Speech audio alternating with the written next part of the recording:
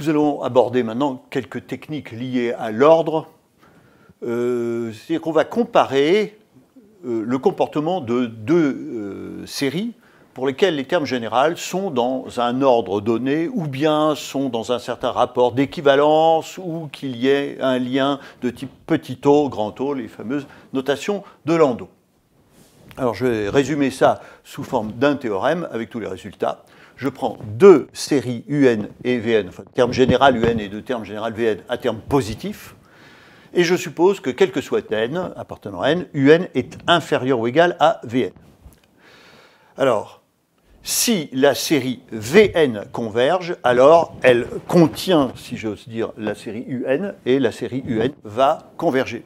Si au contraire la série UN diverge, elle va pousser la série Vn, et à ce moment-là, la série Vn va diverger. Si UN et Vn sont équivalents, ça c'est extrêmement important, dès que vous avez un terme général un peu compliqué, commencez avant toute autre technique par trouver des équivalents plus simples. Donc, si UN et Vn sont équivalents, à ce moment-là, la convergence de l'un équivaut à la convergence de l'autre, évidemment la divergence de l'un équivaut à la divergence de l'autre. Les comportements sont les mêmes. Attention, les comportements sont les mêmes, c'est-à-dire convergence, divergence. Les sommes n'ont rien à voir. Vous pouvez avoir des séries, deux séries équivalentes, l'une tendant vers une limite très facile à calculer, et l'autre tendant vers une limite épouvantable à calculer. Donc, ce n'est que du comportement, rien sur les limites.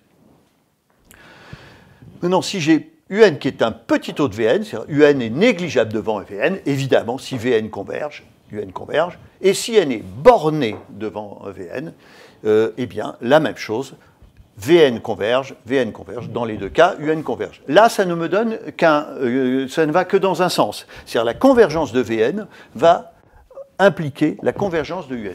Il n'y a rien dans l'autre sens. Nous allons juste démontrer le premier point, les autres, vous les ferez, cela consiste essentiellement à faire des majorations et des minorations et de tenir compte du fait qu'une suite croissante et majorée est convergente. Si vous avez UN qui est inférieur à Vn, eh bien à ce moment-là, les sommes partielles Sn, alors j'ai posé somme partielle, Sn, sont dans le même ordre. Sn est inférieur à Tn. Mais si la série Vn converge, c'est que la somme partielle Tn converge vers une certaine limite, mais ceci, attention, en croissant. Et comme c'est en croissant, eh bien, quel que soit n, j'ai Sn qui est inférieur ou égal à t.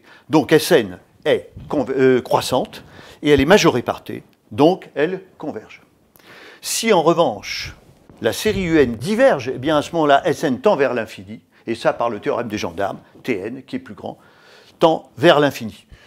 Une petite précision, j'ai dit que UN est inférieur à Vn, quel que soit n. Il arrive que cette inégalité ne soit vérifiée qu'à partir d'un certain rang.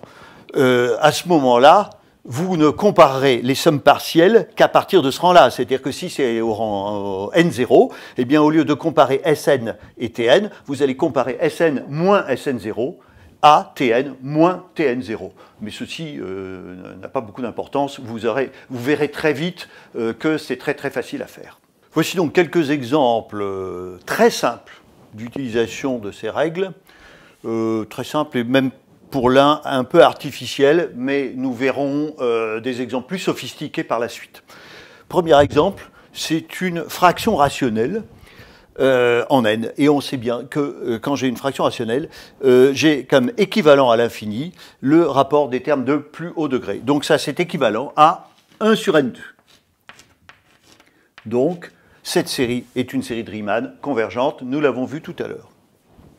Ici, nous allons le faire par majoration. On sait que log de x est inférieur à x, donc que log de n est inférieur à n, c'est donc inférieur à 1 sur n2. Alors vous allez croire que à chaque fois qu'on prouve qu'une série convergente, on le compare à 1 sur n2. Non, il arrive qu'on le compare à autre chose, mais disons que 1 sur n2 intervient très souvent. Voilà.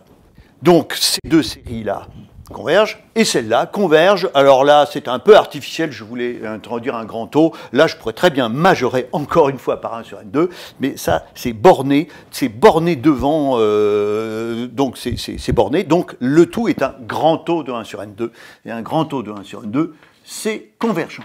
Donc voilà 3 exemples de séries convergentes, toutes avec utilisant la comparaison à une série de Riemann.